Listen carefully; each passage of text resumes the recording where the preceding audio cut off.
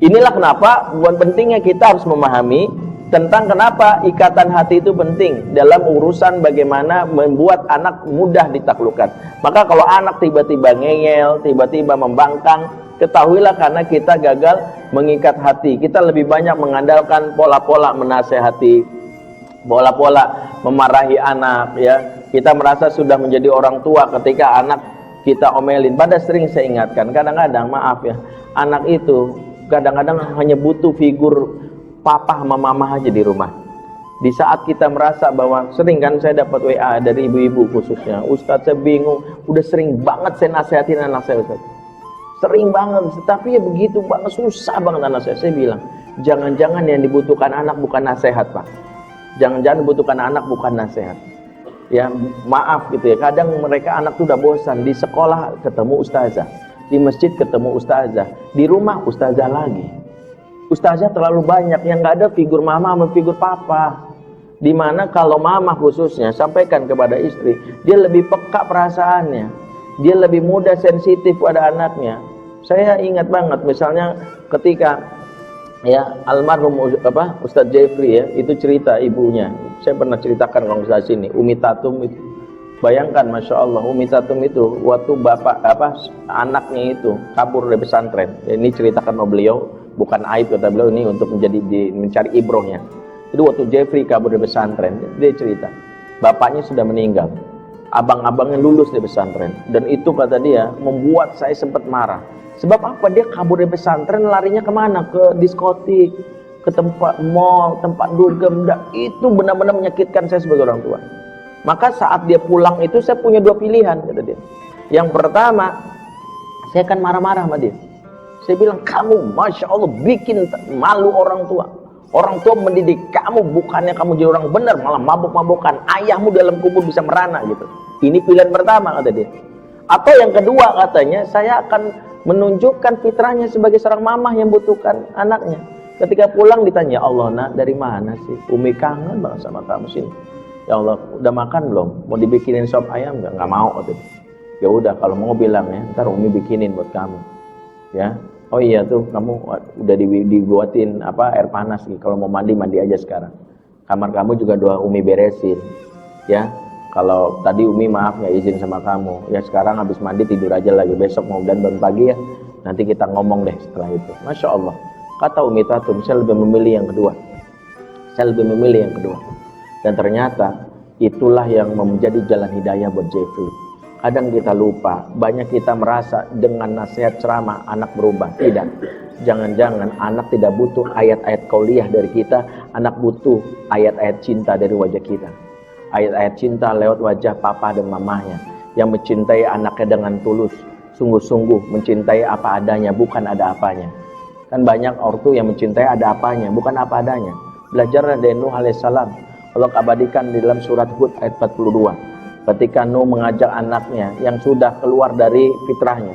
Disebutkan dalam surat Hud itu ketika anaknya yang nomor 4. Nama anaknya Kan'an, 1, 2, 3 beriman. Di nomor 4 ini bandel banget nih. Nggak mau nerima ajakan bapaknya. Makanya dipanggil tuh saat sudah dalam keadaan kritis. Banjir menghadang, yang lain udah naik perahu. Ini satu anaknya ya. Tapi apa kata Nuh? Ya bunayya. Wahai anandaku sayang. Ya bunayya dalam bahasa Arab sebut isim tasghir takrib, panggilan sayang untuk mengakrabkan. Masya Allah, pada anaknya kafir, pada anaknya ngelawan, masih dipanggil sayang. Ini kadang-kadang evaluasi buat kita panggil sayang kalau anak baik kan. Wahai anakku sayang, pas anak rajin sholat. Wahai anakku sayang, pas anak ngerjain PR. Wahai anakku sayang, pas anak bangun pagi. Tapi pas anak ketangkap kapolsek, pas anak mecahin jendela tetangga, apa? Anak setan kan gitu.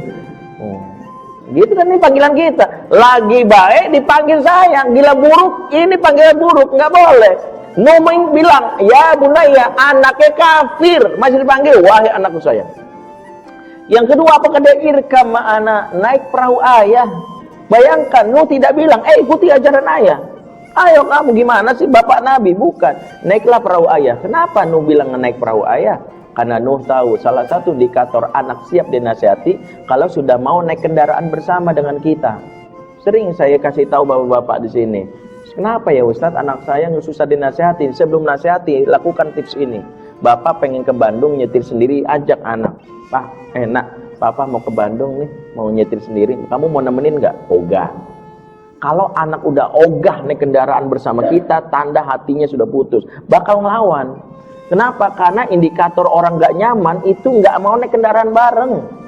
Coba tes aja antum di grup WA itu ada satu orang ngeyel banget, sebel banget tuh. Ini orang nggak gua keluarin aja nih gitu. Ini admin, ini keluarin orang kayak gini nih, sebel banget. Dia bikin provokasi mulu di grup.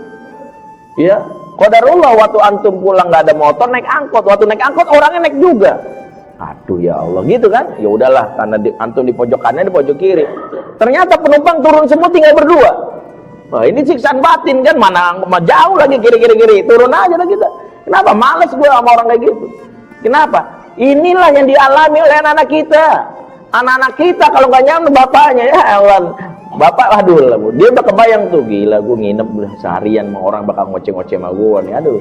Gue dibawa jauh, paling 7 jam gue akan ceramain, kamu gimana sih? Allah berfirman dalam Al-Quran, auzubillahi minasyaitonirrajim. Tuh kan gue diruqyah lagi kan, habis gue kan.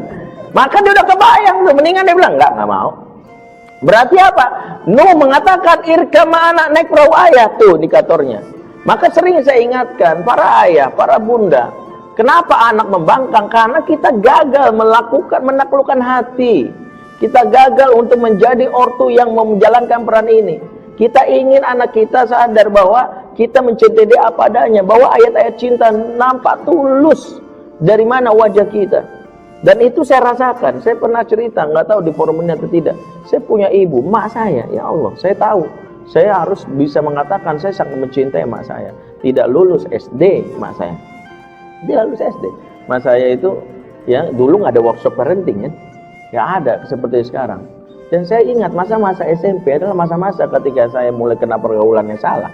Saya mungkin, alhamdulillah, juara kelas, juara umum. Tapi pergaulannya nggak benar. Ya, dulu saya ingat ya sering nongkrong juga di Mall Pondok Gede. Ya dulu ya masih nongkrong sama teman-teman main gitar gitu. Teman saya ada yang mabok ya, Phil Nipa, Megadon, ya, Poplo, ya semua. Kalau saya alhamdulillah nggak nyobain sama sekali. Yang whisky pun nggak ada yang nyoba ya, tapi ngerokok pernah sekali, beberapa kali. Nah, tapi kebiasaan nongkrong ini yang sampai ke bapak saya.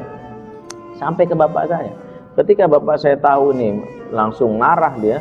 Dan saya punya ibu yang luar biasa. Ketika saya pulang, ya bapak saya udah nggak sabar ya, karena orang Padang tuh langsung mau buang gesper gitu. Ketika saya mau dicambuk, disitulah ibu saya keluar dari kamar melihat saya mau dicambuk, langsung memeluk saya.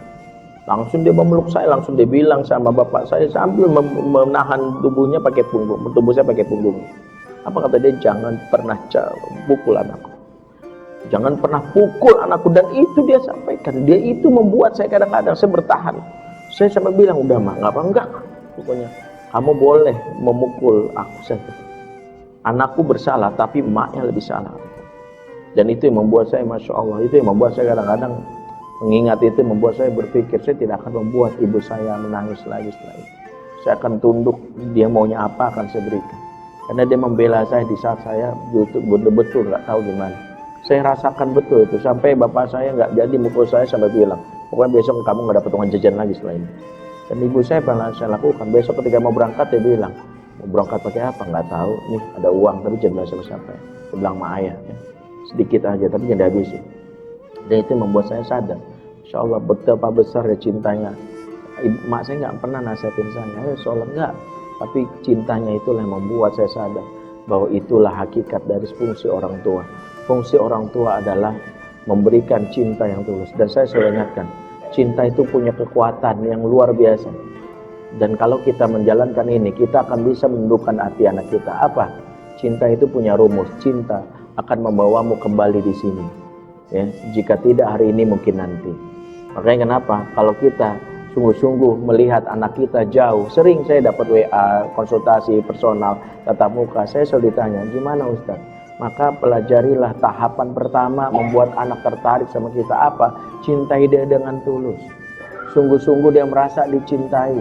Kenapa? Kalau orang sudah dicintai hatinya tunduk Pak. Benar-benar dia tidak kuasa menolak itu.